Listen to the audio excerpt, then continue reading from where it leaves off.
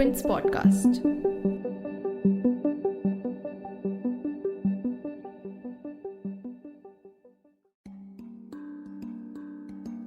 Heatwaves, flash floods, incessant rains, deadly forest fires.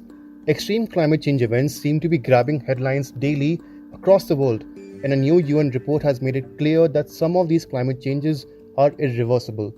Referred to as Code Red for Humanity, the UN Intergovernmental Panel on Climate Change released a landmark report on 9th August, which draws on more than 14,000 scientific studies.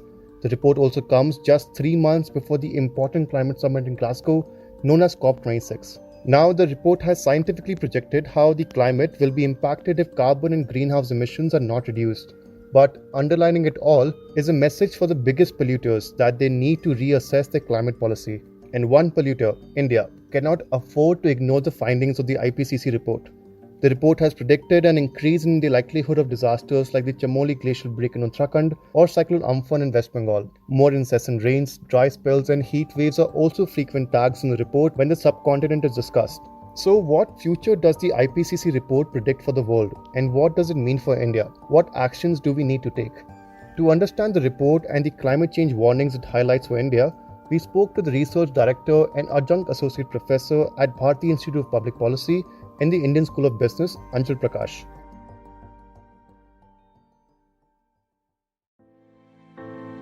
You're tuned in to The Big Story, the podcast where we dissect the headline-making news for you, and I'm your host, Himmat.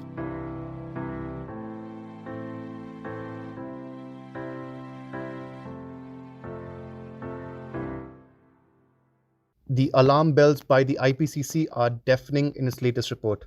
Years in the making, the report has concluded that it is indisputable that human activity has warmed the atmosphere, the oceans, and land. The report, which is nearly 13,000 pages long, gives a sober assessment of the future of our planet and also plainly states that the changes already made to the climate are irreversible, at least for the next century or millennia. So, let's talk about some of the key takeaways from the report.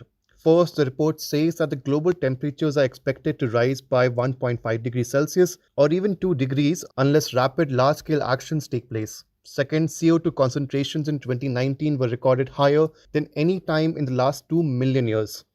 Third, that human activity is one of the main drivers for glacial retreat and decrease in the Arctic sea level. Fourth, that the global sea levels have risen faster since 1900 than over any preceding century in the last 3,000 years. And lastly, and pertinently, that the Paris Agreement pledges of 2015, signed by almost every country on the planet, are no longer sufficient to reduce greenhouse gas emissions, and that countries need to reassess their goals. We spoke with Anshul Prakash, who is the Research Director and Adjunct Associate Professor at the Bharati Institute of Public Policy, about the IPCC report. And according to him, we have not missed the bus yet on exceeding the temperatures beyond 1.5 degrees Celsius.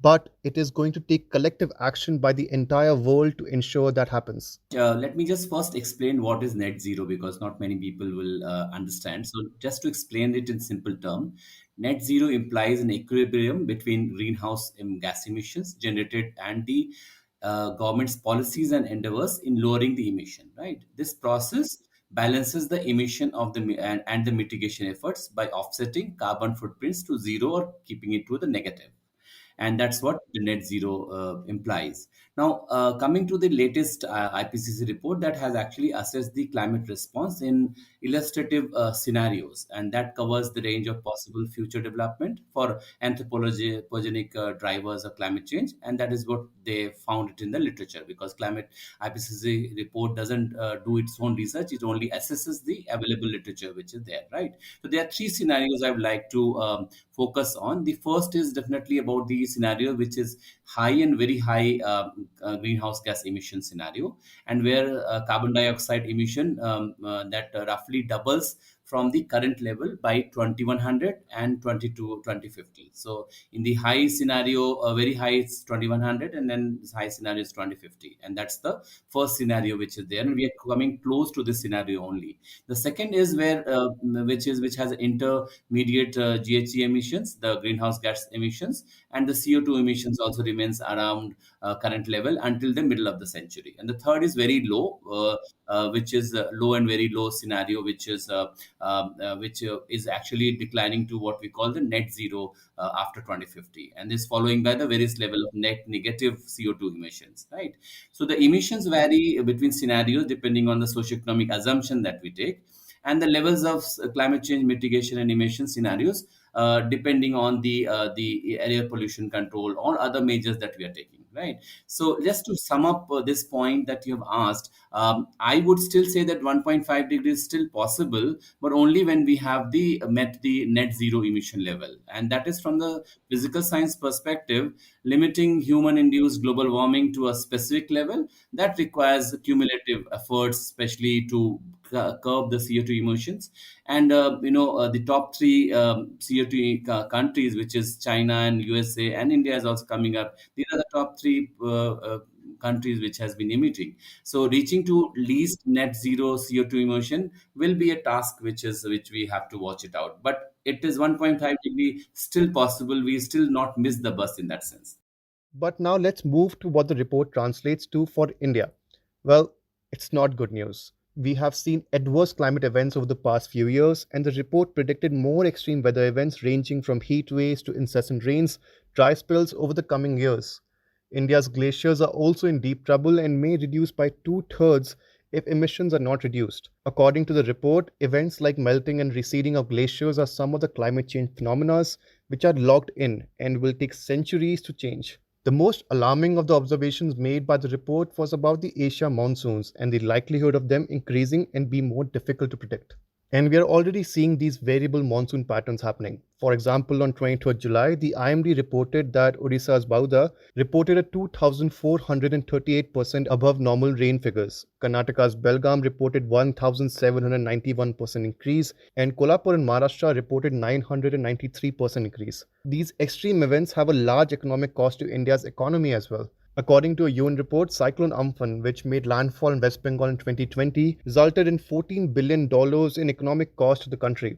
According to a June 2021 report by ODI, which is an independent global think tank, India's GDP would currently be around 25% higher were it not for the current cost of global warming. It adds that with 3 degrees of Celsius of warming, it will be 90% lower in the year 2100 than it would have been without climate change. Anjal Prakash explains more on how climate change will impact India and its economy in the future if we continue on the same path. The big question definitely is that what is in for India from this big report, the global report that we have at this moment. See, over the past couple of months, we have seen that, we have witnessed some of the extreme situation, as you have very, aptly described, and which could be attributed to what we call the, rapidly changing climatic conditions, be it Chamoli disaster, that you have super cyclone like Takute, then you also have Yas, and then extreme precipitation events in Maharashtra, Himachal Pradesh, Uttarakhand, Karnataka, Telangana, Jammu and Kashmir, states after states, where we are seeing that India is facing severe challenge that that is linked to all and every climatic parameters. So that's the one problem. Second aspect is that India has most of the world ecology, from desert to cold climatic conditions, from coastal to mountain environment, from a large pool of semi-arid region. About 52% of India is semi-arid and arid regions, right? So India is facing challenges in all these agroecological zones, and that is the most stunning part, because we are facing. So if you cyclone comes, that will hit the coastal region. We have 7,500 kilometers of coastline. If it hits the what we call the Himalayan region, then we have huge Himalayan state which is dependent on some of the resources that they have. So the rise in frequency and severity of cyclones, the extreme heat waves, the melting of Himalayan glaciers, the sea level rise, all these have implications on the agroclimate regions in India. So we are not spared, and that's the major point. See, some time back, the Ministry of Earth Sciences has, recent that released a report called "Assessment of Climate Change over Indian Region." They also have outlined these issues to be more profoundly with data and information support, and that's the part of it. So IPCC report has given us a global kind of a scenario, but it also tells us the data points where some of these issues outplays very heavily for India, and that's the picture which is worrisome for me. Citing government initiatives in a series of tweets on 9th August, Union Minister of Environment Bhupendra Yadav said that the IPCC report, quote-unquote, reaffirms India's position that historical cumulative emissions are the source of the current climate crisis. Now, there are currently 8 national missions on climate change launched by the center, which focuses on improving solar energy, creation of sustainable habitats, sustaining the Himalayan ecosystem, sustainable agriculture, water, and energy efficiency. According to the ODI report, India has also allocated close to $35.37 billion since the start of the COVID pandemic. But it has also allocated $29 billion to encourage more carbon-based production and funding for new equipment for coal production. And according to Climate Action Tracker, a website that tracks government action on climate change, India is currently in the 2 degrees Celsius compatible range, meaning that it is not fully compliant with the Paris Agreement temperature goals of 1.5 degrees Celsius, but that it is meeting the fair share of global efforts to curb emissions. Now, India has been making headway in its Paris Agreement pledges, and it's actually on target for the past 6 years. But it is also the only major polluter in the world to not announce any net zero emission deadlines. Anjal Prakash states that though India is right on the policy front on climate change, the issue is still being treated as a backyard ministry and needs to be put in the forefront to minimize the impact of climate change in the long run. Yeah, so I feel that India has one of the good policies on climate change. So on the policy compatibility part, we are not doing that badly, right? And see, the jury is out on climate change. And it's out there and affecting our lives day in and day out. Look at some couple of years before, climate change was about phase 5, phase 6, phase 10, news, but it is hitting the headlines almost on a daily basis in the front page. So climate change is part of our everyday discussions. It shows that these concerns have become part of the mainstream discourse. And thanks to some of these, extreme weather event that has happened in 2021 itself, we have found that these issues are almost coming on a daily basis. And this is despite the fact that economic activities have also come to almost a standstill during COVID-19. Still, we are facing, because climate change is a long-term phenomena. What you do today will have impacts in 30 years or 40 years, even 50 years time frame. So that part is that we have to be very mindful about. Now, coming to the policy part, I feel that one of the major problems why we are not able to tackle climate change in India is because climate change is still a backyard ministry attached to a Ministry of Environment and Forest. I feel that it's been led by a division within the ministry, acting as a nodal agency, and it looks after issues of climate change cooperations, global negotiations, looking at the national action plan on climate change. But climate change is much more than the environment and forests in today's time. See, you have to do a lot of to minimize the impact of climate change. We need to focus on adaptation and mitigation efforts simultaneously. At the moment, if you see, to evade climate risk, India depends on the forecast and evacuates people as much as possible.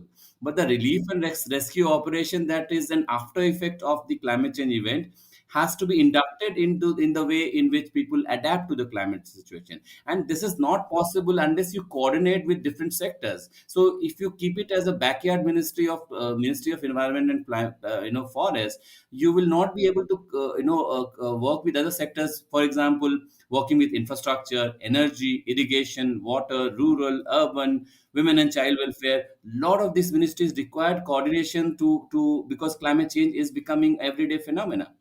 The task is enormous for a country like India and the size and population that we have. So the long-term solution, I would say, is to redraw and rebuilding the plan that we have for cities, for rural areas, and that requires special attention. So I'm calling for a separate Ministry of Climate Change to deal with these issues. And the new report actually comes out very strongly and tells us that this is out there, so you can't evade it. So as soon as possible, we should actually be following in for that, and then we should be leaving.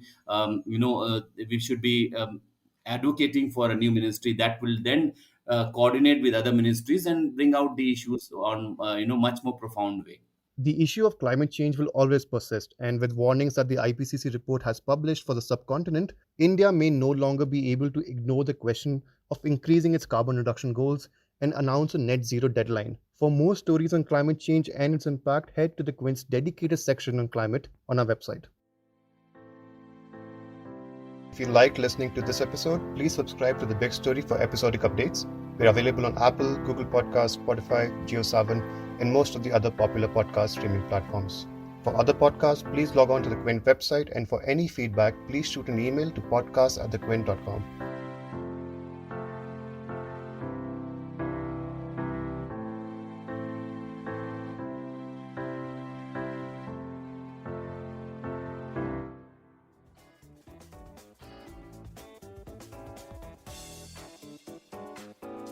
Thanks for listening.